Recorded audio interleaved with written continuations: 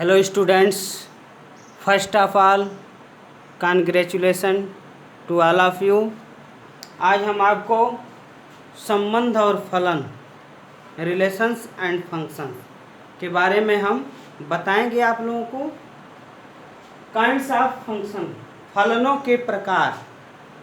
अब इसके अंतर्गत आता है फलनों के प्रकार में पहला है आंटो फंक्शन, दूसरा है इनटू फंक्शन, तीसरा है वन वन फंक्शन, चौथा है मैनी वन फंक्शन, पांचवा है आइडेंटिटी फंक्शन, छठवां है कांस्टेंट फंक्शन। आंटो फंक्शन को हम आच्छादक फलन कहते हैं। इनटू फंक्शन का अर्थ हुआ अंतःक्षेपी फलन। वन वन फंक्शन का अर्थ हुआ एकैकी फलन। मैनी वन फंक्शन का अर्थ हुआ बहुएक फलन।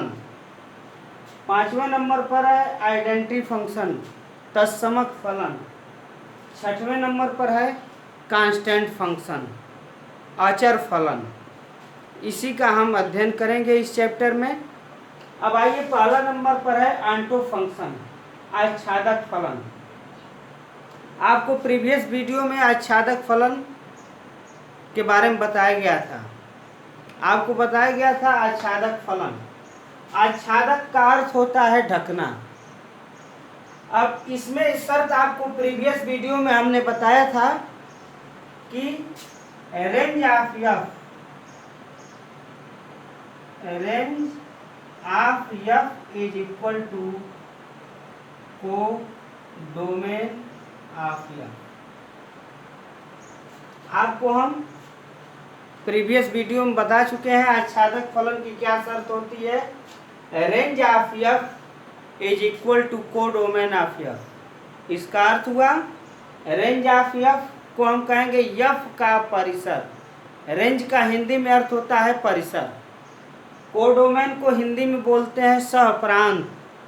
तो range of F is equal to codomain of F. इसका अर्थ हुआ यदि आच्छादक फलन है तो हम यह सिद्ध कर दें कि एफ का परिसर बराबर एफ का सहप्रांत। यदि हम ऐसा सिद्ध करते हैं तो हम सिद्ध कर देंगे कि वह फलन जो है आपका आच्छादक फलन है, आंटो फंक्शन है। इसमें क्या है कि इसको लिखेंगे F implies that F is equal to B. F का परिसर जो है सहप्रांत के बराबर होगा। यदि ऐसा हम सिद्ध कर देंगे तो फलन जो है आपका आच्छादक हो जाएगा। कोई आपसे क्वेश्चन करे आच्छादक फलन की क्या शर्त है, तो आप बताइएगा कि आच्छादक फलन तभी होगा जब हम सिद्ध कर दें range of F is equal to codomain of F. F का परिसर बराबर एफ का सहप्रांत यदि सिद्ध कर देते हैं तो हमारा फलन सिद्ध हो जाएगा आच्छादक फलन, आंटो फंक्शन। आच्छादक का अर्थ हमने बताया था ढकना।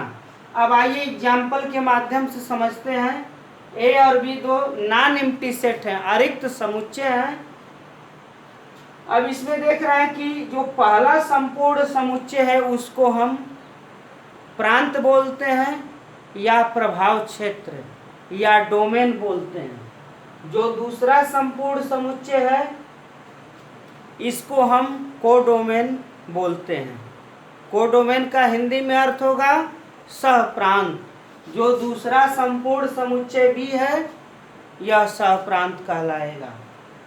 आच्छादक में यही है कि कोई भी एलिमेंट छूटता नहीं है।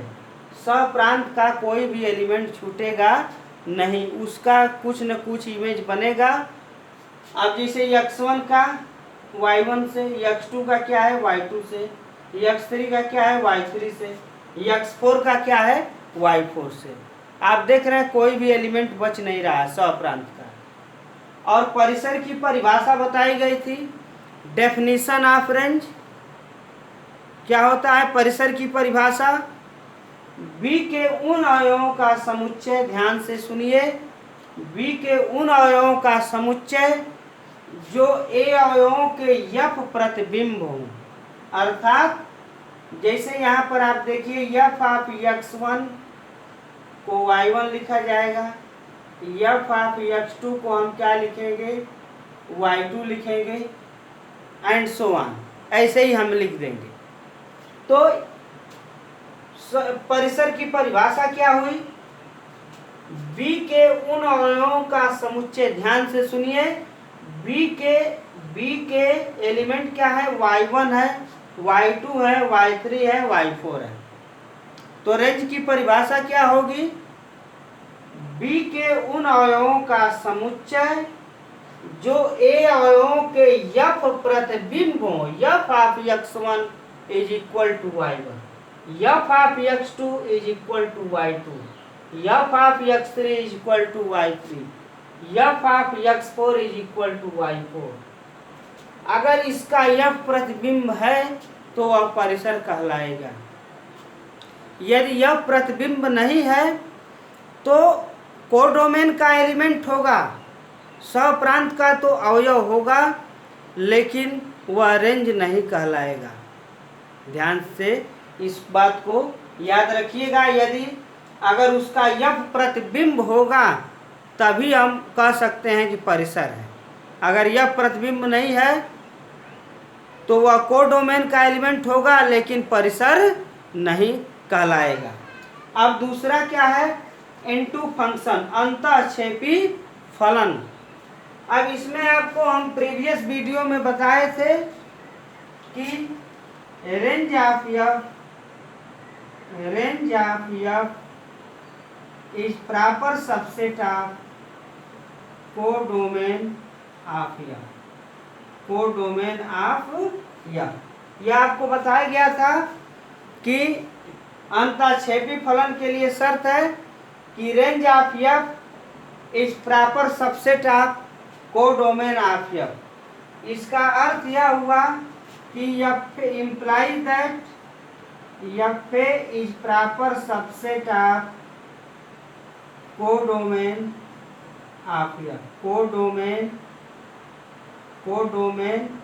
Of F. इसमें क्या है कि यहाँ पर ध्यान दीजिए, इसमें क्या है कि range of F is equal to codomain of F होगा। यदि फलन आच्छादक होगा तो एफ का परिसर जो है एफ के सहप्रांत के बराबर होगा, तो फलन आच्छादक होगा। यदि इनटू फंक्शन कोई आपसे पूछे कि अंतःक्षेपी फलन है क्या, तो अगर हम यह सिद्ध कर दें range of F is proper subset of codomain of F, अर्थात एफ का परिसर is proper subset of codomain of F, माने एफ का सहप्रांत। प्रॉपर सबसेट को हिंदी में उचित उपसमुच्चय बोलते हैं। उचित उपसमुच्चय की परिभाषा आप प्रीवियस क्लासेस में पढ़े हैं। यदि ए और बी दो सेट हैं, यदि सेट ए का प्रत्येक एलिमेंट बी में हो, लेकिन बी में कम से कम एक ऐसा अवयव जो ए में न हो। ध्यान सुनिए, बी में कम से कम एक ऐसा अवयव जो ए में न हो, तब हम कहेंगे कि A is proper subset of B. उस स्थिति में ए जो है बी का उचित उपसमुच्चय है, बी बड़ा हो जाएगा। अब इसमें इनटू फंक्शन में क्या है कि range of F is proper subset of codomain of F, माने एफ का परिसर अगर सिद्ध कर देंगे इस proper subset of codomain of F, तो आपका अंतःक्षेपी फलन हो जाएगा। अब आइए आपको कैसे आच्छादक और अंतःक्षेपी फलन की जांच करते हैं, इस पर विचार किया जाए। आच्छादक या अंतःक्षेपी फलनों की जांच कैसे करते हैं, हेडिंग है आपकी आच्छादक या अंतःक्षेपी फलनों की जांच करना, फॉर चेकिंग ऑन्टो और इनटू फंक्शन। अब इसका वर्किंग प्रोसीजर क्या है, कार्यविधि क्या है, आइए हम देखते हैं। पहला नंबर है take any element y of codomain b। हम क्या करते हैं, सप्रांत बी का कोई अवयव y लेते हैं। ध्यान से सुनिए, हम इसमें क्या करते हैं, सप्रांत बी का कोई अवयव y लेते हैं, कोडोमेन बी। जो कोडोमेन यहाँ पे देखिए, जो दूसरा संपूर्ण समुच्चय बी है, यही आपका क्या है, सहप्रांत है। तो पहला स्टेप है कि हम सप्रांत बी का कोई अवयव y लेते हैं। देखिए y1 y2 y3 कोई भी हम इसमें सेलेक्ट कर लेंगे। अब दूसरा है पुट f(x) = y। पुट का हिंदी में अर्थ होता है रखना। हम क्या करेंगे, f(x) = दूसरे स्टेप में y रखते हैं। तीसरा step, find the value of x in terms of y। हम इस समीकरण को हल करते हैं, x का मान जो है y के पदों में क्या करते हैं, हल करते हैं। अब इसमें देखिए क्या है, चौथा नंबर पर यह है, if for all y belongs to b x = f inverse y is in domain A। हम क्या करते हैं, यदि y बिलोंग्स टू b के सभी मानों के लिए x बराबर f इनवर्स y, यदि y बिलोंग्स टू b के सभी मानों के लिए x = f inverse y is in domain A, प्रांत A में है। f इनवर्स y का मतलब यह है कि अगर हम रिवर्स ले लें इसका, तो यह f इनवर्स हो जाएगा। क्या हो जाएगा, f इनवर्स। तो जिसे f(x) = y लिखते हैं, implies that x = f inverse y, और f इनवर्स y को हम कहते हैं y का पूर्व प्रतिबिंब। f इनवर्स y को हम क्या कहते हैं, y का पूर्व प्रतिबिंब। y का पूर्व प्रतिबिंब इसमें बनेगा। तो यही कह रहा है, if for all y belongs to b x = f inverse y is in domain A। यदि y के सभी मानों के लिए यदि x = f inverse y domain A में है, देन तब द फंक्शन इज ऑनटू। तब हम कहेंगे फलन क्या है आपका, ऑनटू का अर्थ होता है आच्छादक। यदि y बिलोंग्स टू b के सभी मानों के लिए, यदि y बिलोंग्स टू b के सभी मानों के लिए आपका x = f इनवर्स y है, then the function is onto. तब हम कहेंगे फलन आपका आच्छादक है। अब आइए, if for some value, some का मतलब होता है, सम का हिंदी में अर्थ होगा कुछ। If for some values of y belongs to b x = f inverse y is not in domain A, then the function is into. यदि y बिलोंग्स b के कुछ मानों के लिए, ध्यान सुनिएगा, यदि y बिलोंग्स टू b के कुछ मानों के लिए, यहाँ पर लिखा है सम वैल्यूज, कुछ मानों के लिए यदि x = f इनवर्स y है, is not in domain A, और प्रांत A में नहीं है। कुछ मानों के लिए है, कुछ मानों के लिए नहीं है, तो हम कह देंगे तब then the function is into. तब वह फलन क्या हो जाएगा, अंतःक्षेपी हो जाएगा। अंतःक्षेपी फलन का अर्थ यह हुआ, ऐसे समझिए कि अंतःक्षेपी फलन में यह निश्चित है कि कोडोमेन, जो देखिए जो पहला संपूर्ण समुच्चय A है, यह प्रांत कहलाता है या प्रभाव क्षेत्र कहलाता है। जो दूसरा संपूर्ण समुच्चय B है, इसको हम कोडोमेन बोलते हैं, सहप्रांत बोलते हैं। अगर सहप्रांत का कोई भी एलिमेंट, कोडोमेन का कोई भी एलिमेंट छूट जाएगा, तब वह फलन अंतःक्षेपी होगा। तभी तो यहाँ पर शर्त लिखा है, अंतःक्षेपी फलन के होने के लिए क्या शर्त है, f is proper subset of codomain of f, या range of f is proper subset of codomain of f, ऐसा है तो हम कह देंगे फलन क्या है, अंतःक्षेपी है। तो यही कह रहा है, if for some values of y belongs to b, कुछ मानों के लिए y बिलोंग्स टू b है, x = f inverse y is not in domain A, और प्रांत A में, प्रांत यही है आपका, प्रभाव क्षेत्र में नहीं है, तो कह देंगे then the function is into. तब फलन आपका क्या हो जाएगा, अंतःक्षेपी फलन हो जाएगा। अब हम तीसरे हेडिंग 1 फंक्शन एकाएकी फलन, आपको प्रीवियस वीडियो में एकाएकी फलन के बारे में बताया गया था। अब इसके लिए शर्त आपको यह बताया गया था कि अगर हम f of x1 is equal to f of x2 implies that x1 is equal to x2। आपको यह बताया गया था कि f of x1 is equal to f of x2 implies that x1 is equal to x2 for all x1 x2 belongs to A। आपको यह शर्त बताई गई थी एकाएकी फलन के लिए कि यदि आप जो है यह सिद्ध कर दें कि f of x1 is equal to f of x2 लेकर चलते हैं और यह दिखा दें कि implies that x1 is equal to x2, अगर ऐसा सिद्ध कर देते हैं तो वह फलन एकाएकी फलन हो जाएगा। फॉर ऑल या for each x1 x2 belongs to A। x1 x2 जो है वह डोमेन का एलिमेंट है। अब मैनी वन फंक्शन को हिंदी में बोलते हैं बहुएक फलन। इसके लिए शर्त है f of x1 is equal to f of x2 implies that x1 is not equal to x2। यदि हम f of x1 is equal to f of x2 है और यह हम दिखा दें implies that x1 is not equal to x2, तो आपका फलन क्या हो जाएगा, बहुएक हो जाएगा।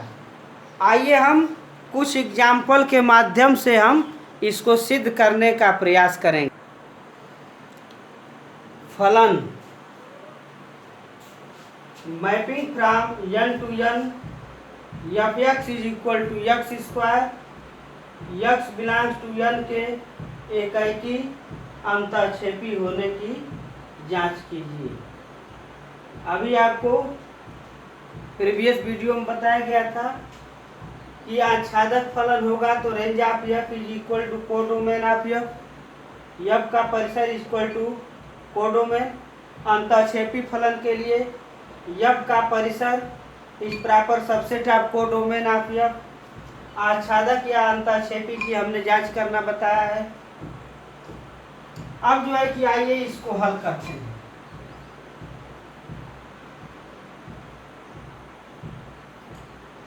अब जो है कि एकाएकी के लिए क्या f of x1 is equal to f of x2, और हम दिखा दें क्या एकाएकी फलन के लिए क्या शर्त है, f of x1 is equal to f of x2 implies that प्रदर्शित करता है x1 is equal to x2।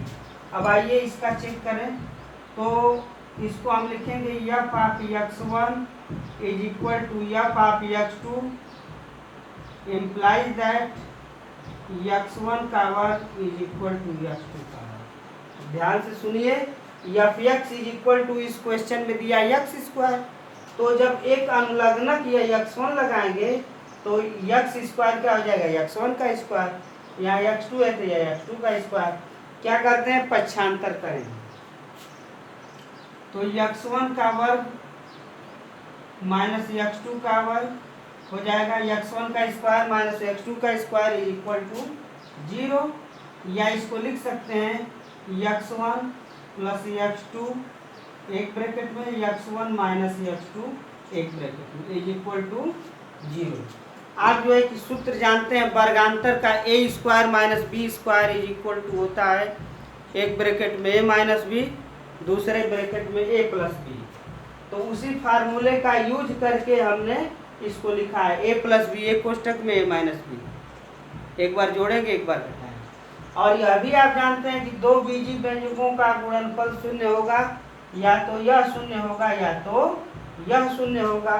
तो आप जानते हैं कि x1 minus x2 is equal to 0, लेकिन x1 plus x2 is not equal to 0। यह कभी 0 नहीं होगा, ध्यान से सुनिए। यह इसलिए नहीं 0 होगा क्योंकि यहाँ पर क्वेश्चन में mapping from n to n, x1 और x2 जो है, देखिए यहाँ पर n टू n है, तो इसमें जो भी आप एलिमेंट लेंगे आप, वह क्या होगा, प्राकृतिक संख्या कहाँ शुरू होती है, 1 से शुरू होती है, 1 2 3 4। तो अब कोई भी प्राकृतिक संख्या इसमें रखेंगे तो क्या इसका मान 0 आएगा, तो इसका मान कभी 0 नहीं हो सकता है। तब इसका मतलब यह हुआ कि x1 माइनस x2 क्या होगा, 0 होगा। तब हम इसको लिखेंगे x1 minus x2 is equal to 0, पक्षांतर करेंगे x1 is equal to x2। अब देखिए क्या है, आप जो है कि यहाँ से विचार किए थे कि f of x1 is equal to f of x2। एक ही फलन में क्या है, यह आपको शर्त बताया है कि f of x1 is equal to f of x2 implies that, यदि हम सिद्ध कर दें x1 is equal to x2, तब हमारा सिद्ध हो जाएगा कि फलन क्या है, एक ही है। अतः अब देखिए इम्प्लाइज दैट क्या सिद्ध कर दिए, x1 is equal to x2। तो अब लिखेंगे अतः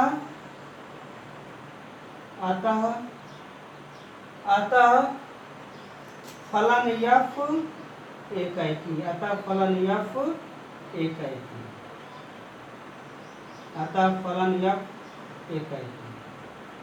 अब हमको जांच करना था क्या फलन एक ही है, तो एक ही हो गया। अब जो है जांच करना है अंतःक्षेपी। तो अंतःक्षेपी के लिए यहाँ पर कुछ शर्त बताया गया था, take any element y of codomain b। हम जो है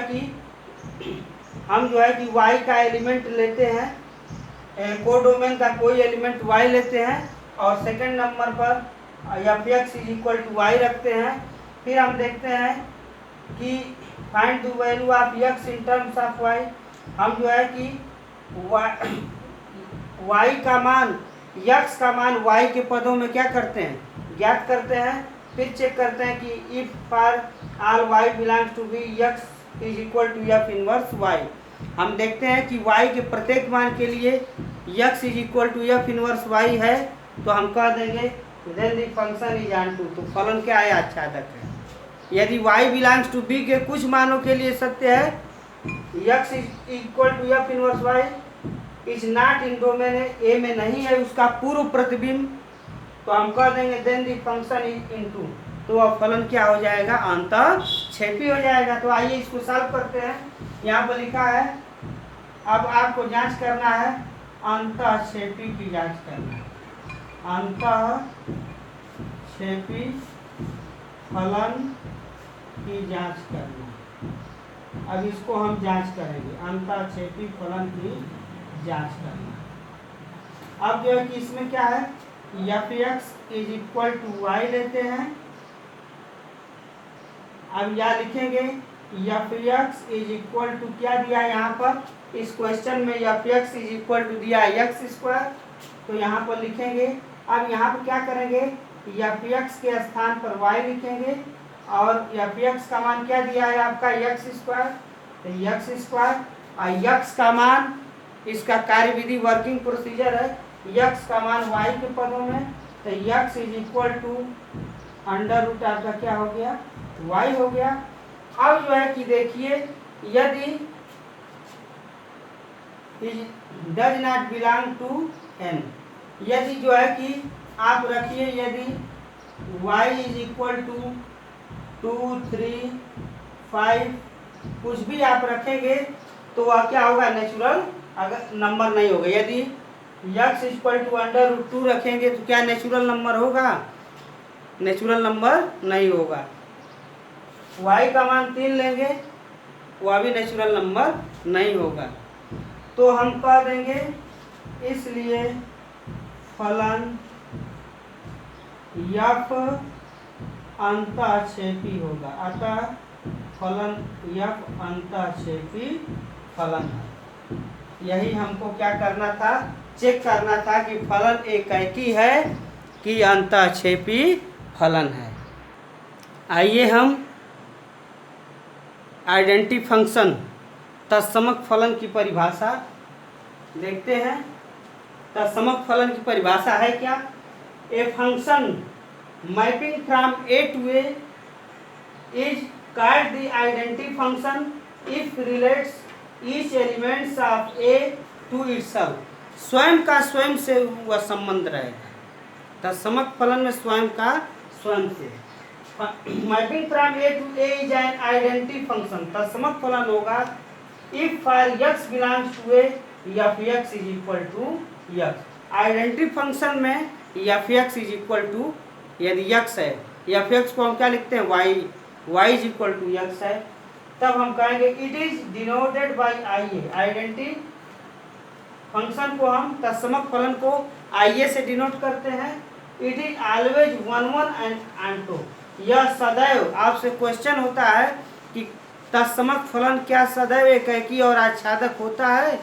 तो हम कहेंगे हाँ, इट इज ऑलवेज 1 1 एंड 2। तत्समक फलन सदैव एकैकी और आच्छादक होता है। अब आइए छठवां नंबर, जो काइंड्स ऑफ फंक्शन में, फलनों के प्रकार में छठवां है अचर फलन। इसकी परिभाषा देखते हैं। Constant function, definition of constant function. A function mapping from A to B is said to be a constant function. अचर फलन है इफ यदि each elements of A has only one f image. इसका देख रहे हैं यहाँ पर फिगर के माध्यम से कह रहा है कि ए has only one f image. x1 x2 x3 का एक ही इमेज बन रहा है। मानो F x1 is equal to क्या हुआ? सी हुआ। F x2 is equal to क्या हुआ? सी हुआ। F x3 is equal to क्या हुआ? सी हुआ। तो सबका इमेज जो है केवल एक ही से बन रहा है। तो यह कह रहा है कि ये function mapping from A to B is said to be a constant function if each elements of A has only one f image in codomain in b. Codomain का हिंदी में अर्थ होता है सहप्रांत। जो दूसरा संपूर्ण समुच्चय है वह जो है कि वह आपका सहप्रांत होगा। तब कह रहा कि if each elements of A has only one f, इसका इमेज x1 का इमेज एफ प्रतिबिंब f x1 is equal to c, f x2 is equal to c, f x3 is equal to c. सबका एक ही image f image in codomain in B में यदि ऐसा है तो हम कहेंगे कि फलन क्या है? कांस्टेंट फंक्शन है, तत्समक फलन है। दैट इज का हिंदी में अर्थ होता है अर्थात। Function from A to B, या इसको यह भी पढ़ते हैं mapping from A to B is a constant function if for x belongs to A f x is equal to C. Constant function में होता है f x is equal to क्या होगा? सी होगा। तो हम कहेंगे कि वह कांस्टेंट फंक्शन है। याद रखिएगा आइडेंटिटी फंक्शन में f x is equal to x होगा, तब हम कहेंगे कि वह तत्समक फलन है। तत्समक फलन सदैव एकैकी और क्या होता है? आच्छादक। इसमें जो है कि एक ही इमेज बनेगी इसकी, जैसे f of x1 is equal to c, f of x2 is equal to c, f of x3 is equal to c. यदि ऐसा है तो यह आपका क्या होगा? अचर फलन होगा। नेक्स्ट टॉपिक में आपकी हम एक्सरसाइज शुरू करेंगे।